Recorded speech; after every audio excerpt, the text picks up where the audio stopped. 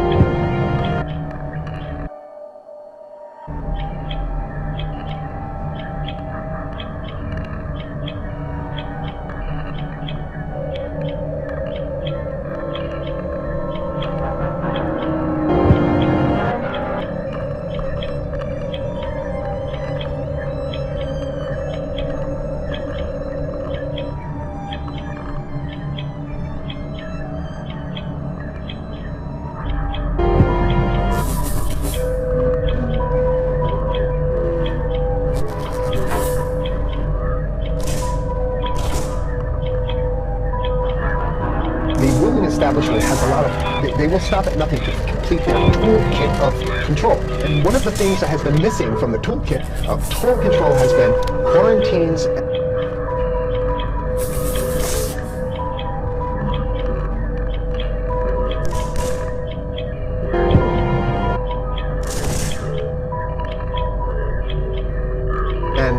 Curfew. It's a more invasive way, and the ruling class needs this. If the ruling class ever saw wide-scale civil unrest, you'd see an Ebola outbreak in America. You swallow up.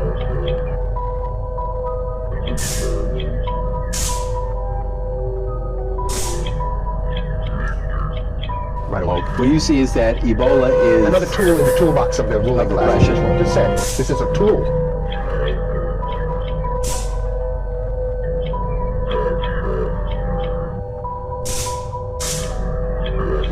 Ebola doesn't just magically start spreading, and then we have these doctors that come back here. The white people just live.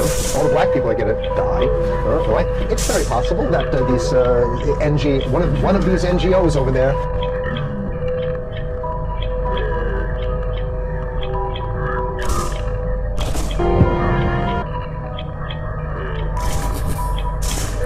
Is going around with a veil of Ebola or spreading it from a small plane onto it. The point is to get hundreds of thousands of people infected with it and create the next phase of control. Here's a document from the Rockefeller Foundation.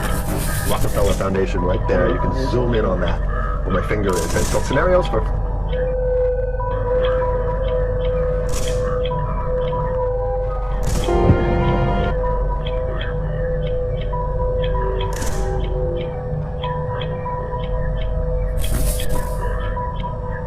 For the future international development, the Rockefeller Foundation. It's called lockstep. Lockstep. They saw the entire system of the United States, including the population, were in lockstep. So the Congress went along, and yes, it was Osama bin Laden, and the people waved their flag and said, I hate, hate, hate, hate, and everything was in lockstep. Well, these are scenario narratives.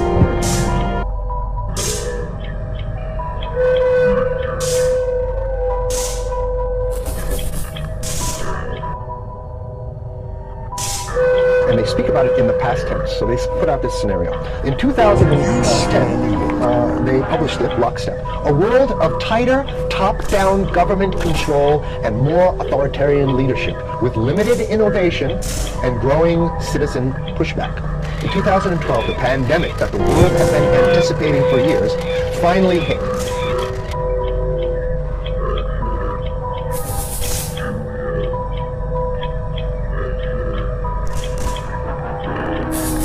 Unlike 2009's H1N1, this new influenza strain originating from wild geese, even the most pandemic-prepared nations were quickly overwhelmed when the virus streaked around the world, infecting nearly 20% of the global population and killing 8 million in just 7 months, the majority of them healthy young adults.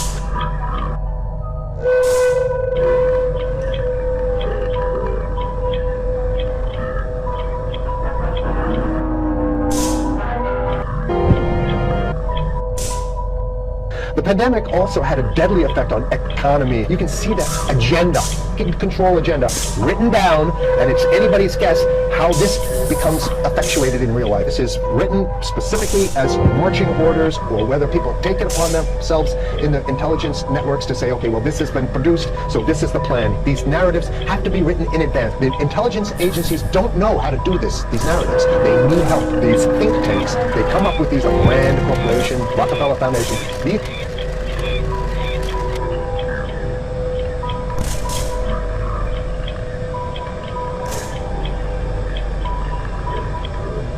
are think tanks of death. They're not the think tanks. They're not there to find great ways to help people. The pandemic also had a deadly effect on economics. International mobility of both people and goods screeched to a halt, which is what they want. They want a completely isolated world, like debilitating industries of tourism and breaking global supply chain. And they want you at home in your house in front of the TV, and they got you. Because once you watch the TV, they own your soul. Even locally, normally bustling shops and offices sat empty for months. The pandemic blanketed the planet, though disproportionate numbers in Africa died.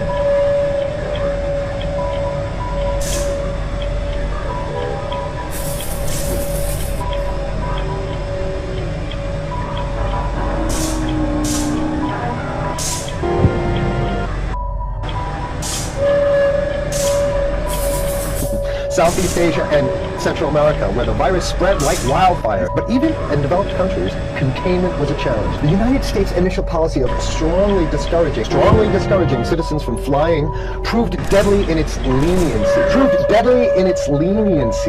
Accelerating the spread of the virus, not just within the United States, but across borders. However, a few countries did fare better. China in particular.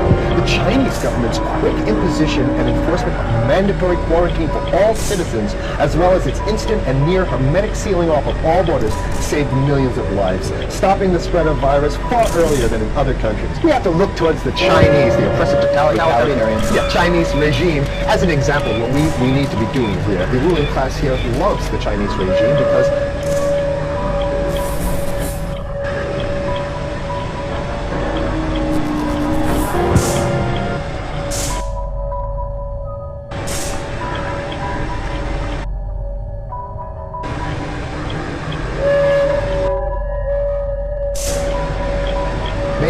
they have demonstrated to the ruling class, the most efficient form of capitalism, which is authoritarian capitalism. China's government was not the only one that took extreme measures to protect its citizens from risk and exposure. During the pandemic, national leaders around the world flexed their muscles, flexed their authority, and imposed airtight rules and restrictions, from the mandatory wearing of face masks to body temperature checks at the entries to communal spaces. This is a dragnet for everything. So they're building a system where every move you make, you gotta go through them. Even after the pandemic faded, this more authoritarian control and oversight of citizens and their activities.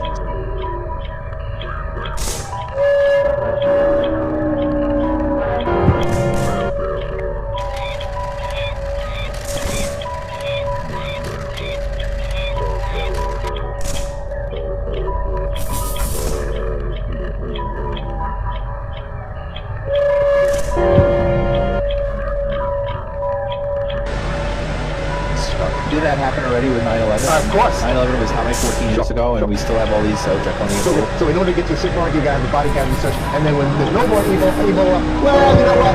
We kind of like this way because we have a complete infrastructure of a complete control grid. At first, the notion of a more controlled world gained wide acceptance and approval. Citizens willingly gave up some of their sovereignty and their privacy to more paternalistic states in exchange for greater safety and stability. The National Security Memorandum number 200. If you look that up on your internet, he says that there's too many people we got to get rid of the population. He used the word depopulation, which is different. Depopulation means killing people that already exist, and it's to get the minerals. The CDC has a patent on Ebola. So basically, if you want to get a cure for your Ebola, patented the main strain plus something like 17 other strains of it. So they own it. They want to get more control, more understanding, produce more. And that's the American people.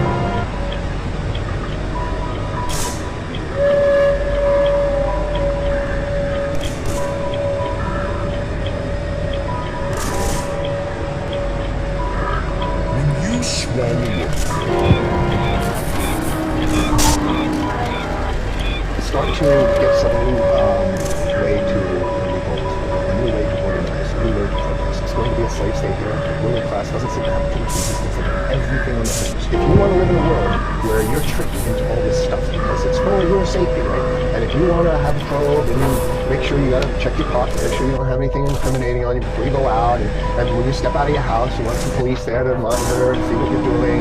If that's the world you want to live in, be apathetic. Don't do anything. You're going to get that world very soon. It's coming your way. Wake up, learn about it, and go fight these bastards in Washington. They're easy to beat. If we can just organize, we can beat them. It's simple. They're weak, and there's so few of them.